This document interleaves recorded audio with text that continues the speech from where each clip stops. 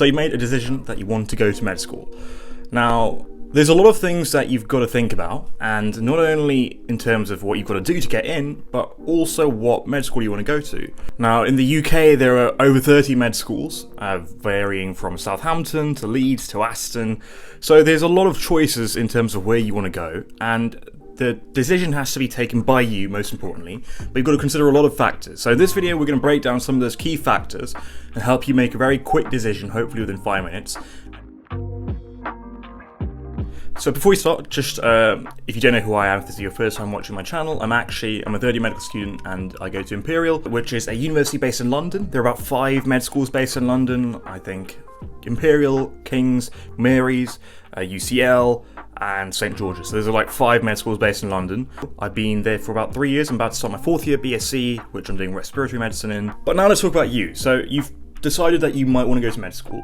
What to decide on? Well, first of all, you need to think about where you want to go. So, like I said before, there are about 30 med schools in the UK, and they pretty much cover every part of the country. But it really depends on whether you want to stay at home or whether you want to live away from home. Now, for me, I chose to live at home because I found it easier. I found it slightly, less of a hassle to have to pick a place to live for. That was just my decision. But then there are a lot of people who choose to live away from home, and most people will tend to live away from home. So the university experience is probably better off if you're living away from home. Now that's not to say if you live at home, you don't get a uni experience. For example, I lived at home, and I felt like I had that uni experience. What I will say is, you still are able to do pretty much everything if you live at home. And actually, more than ever with remote working and remote learning, I would actually say living at home, you pretty much get everything that you get from living at university, apart from the actual living at university. Living on your own or with flatmates, that obviously you can't get from living at home. But socials, parties, going out, all of that you can do from living at home, especially if you live local to the university. So for me, it's like a 45-minute trip to Imperial, so that's pretty easy. And that's actually the same amount of time as some people who live in London, but out, away from home. So that's actually a very similar trip to most people, and that's how I decided that. Another thing that you're going to want to think about is the teaching style. So typically in medicine, there are 3 teaching styles: traditional, integrated, and problem-based learning, or case-based learning. Now, traditional is basically the old style, lecture-based for the first 3 years. You don't get a hint of hospitals or patients or clinical environments. You're just in a lecture theatre for 3 years, you learn everything, then they chuck you out into the hospitals for the next 3 years. Which on principle works because you'll have all your knowledge and then you're going to hospitals where you'll know everything already.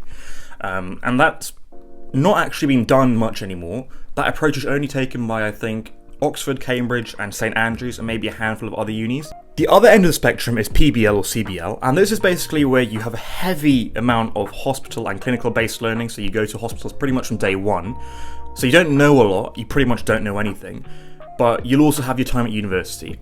So this is sort of 50-50. And when you're at university, the learning style isn't really through lectures, it's more through problem-based learning. So to learn about dementia, you might get a case about dementia, you'll work in groups to work through that case, and then you'll be taught about dementia at the end. Again, this works in principle, but for some people, you might just prefer lecture-based learning.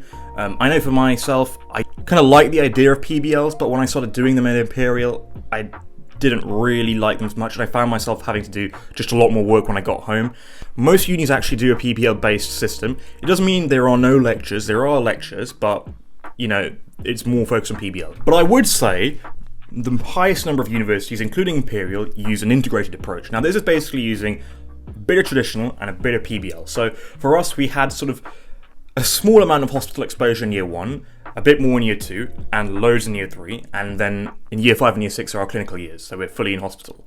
So basically that just gives you a staggered approach to clinical exposure, and I found that really helpful because in year 1, obviously, I don't want to be thrown into a hospital when I don't learn anything, and then you get more exposure as you learn more things, which doesn't make sense. You also get a fair amount of lectures in Imperial, so there's a decent amount of lectures, it's not all PBL, but you do also get a little bit of case-based learning, which is quite nice, and you get to work in groups, and luckily if you get a nice group to work with for the whole year, and basically for your whole first 3 years, you'll enjoy it.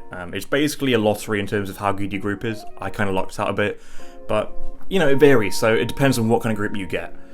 So that's another thing, and I would say that's the most important thing, because if you don't like the teaching approach, no matter where the university is, you're not going to enjoy it. So really take some time to think about it. And yeah, I would say that's number 1. So we've spoken about location, we've spoken about teaching style. You also want to think about extracurricular / research. So these are sort of your accessory things. I wouldn't put them at the forefront unless research is something you really want to look at, or extracurricular for some reason is something you want to look at. But I would say they're add-ons. So for example, Imperial is well known for research, and if you really want to do research, and if you maybe want to do the MBBS degree, and then go in more of a research direction, go to somewhere like Imperial, because there's a massive sort of scope for research at Imperial. If you want to do loads of extracurricular, so if you're really into music, again, Imperial is great for that. We've got like over 200 clubs and societies, but there are also loads of other universities like UCL, for example, and King's. Those are two universities which are really diverse. The meaning of diversity is basically where it's not just STEM subjects, UCL and King's. They've got loads of other subjects and degrees, so you'll meet a whole variety of people there.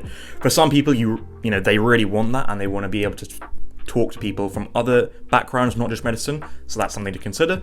And yeah, I'm not going to spend too much time on this because this is really something that I think is accessory and not something you should be really focused on, but there are also two things to sort of think about as well. And the last thing to think about, you're going to be forced to, is the grade requirements. So obviously, all of this is great, but if your grades aren't enough to get you into Birmingham, for example, it's not a possibility, and that's obviously not great, and that's not what we want to think about. But from a realist's point of view, that's something that you have to consider. So if you're at the point where you don't have your grades yet, just dream and, you know, go for the universities that you want to go to. You know, reach for the stars and pick Oxford, Cambridge, or whatever, UCL, etc. If you've already got your grades and know you're fine, as in you predicted like 2 A stars and an A, you've done really well, then obviously you're fine. But if you have some limitations based on your predicted grades, maybe you've got like 3 A's or 2 A's and a B, they're fine, they're plenty to get you into medicine, but you just need to strategically pick where you want to apply. So don't apply to places like Oxford or Cambridge, or if you are going to apply to those places, make sure you look for other places which, you know, the grade requirements are slightly lower as a backup, because you don't want to risk everything and then have no backup waiting for you. So make sure you do pick a backup that is going to let you in with your grade. So just strategically think about where you want to go. That's something that you should have in the back of your mind or at the front, depending on where you are at school and whether you've got your grades or not. But again, that's just something to think about. Yeah, that's kind of going to force you into one direction. So yeah, I would also think about that. Obviously, if you haven't got your grades yet, don't really worry about it too much, focus on everything else we've spoken about. But yeah, we've spoken about quite a lot. We've spoken about number 1, the location, number 2, the teaching approach, number 3, we spoke about the research and extracurricular facilities, and then we also spoke a little bit about the grade requirements for each university. So if there's anything else that you want to know about uni and in terms of getting into uni and the specifics of certain universities, go and check on their websites. They're always available and always better sources of information than people like myself, because they are by the university. If it's about Imperial, I might know a decent amount, so you can ask me in the comment section down below. Most of the questions about grade requirements, I'm just going to say right now, make sure you check their website, and that's pretty much everything that we can say. I can't really tell you anything else. But if there are questions about university and Imperial and like the sort of teaching and what life's like and what the social aspects are like, yeah, I'm more than happy to answer any questions, because obviously I've been there for a few years now, so I know a fair amount about it. But yeah, hopefully that was a useful video to you guys, and I'll see you all in the next one.